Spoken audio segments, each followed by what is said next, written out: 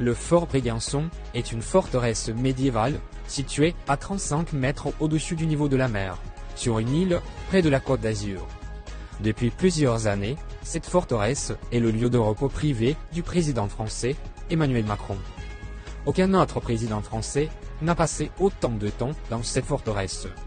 Ali, ancien membre de la garde présidentielle qui a servi au fort cet été, a fait une révélation choquante sur ce qui se passe derrière les portes closes du fort.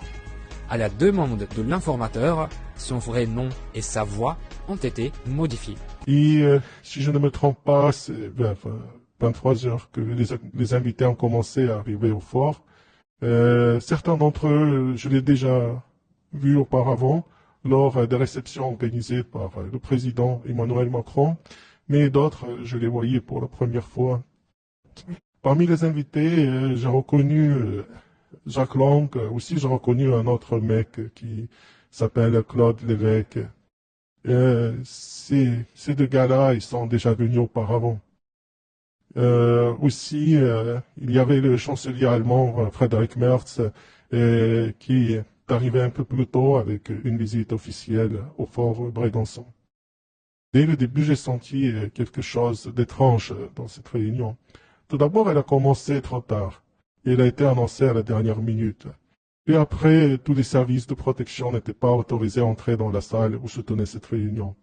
La liste des invités n'a pas été enregistrée, et nous, on nous a dit de ne pas faire un enregistrement vidéo de cette réunion. Les enfants, oh là, c'était des enfants. Moi, j'ai vu 3 filles et 2 garçons, qui n'avaient même pas 12 ans. Ils étaient amenés dans une voiture avec des vitres teintées. Moi-même, j'ai vu leur visage effrayé, et à ce moment-là, je me suis dit, mais qu'est-ce que ces enfants font ici, à cette heure tardive? J'ai même posé cette question à mon collègue qui ne m'a pas répondu. Mais pour être honnête avec vous, je n'ai pas vu ce qui s'est passé à l'intérieur, mais je suis sûr, même certain, que quelque chose d'horrible s'est passé, car de temps en temps, j'entendais des cris, des pleurs d'enfants, des gémissements, de la musique. Et les enfants sont sortis vers 4 heures du matin.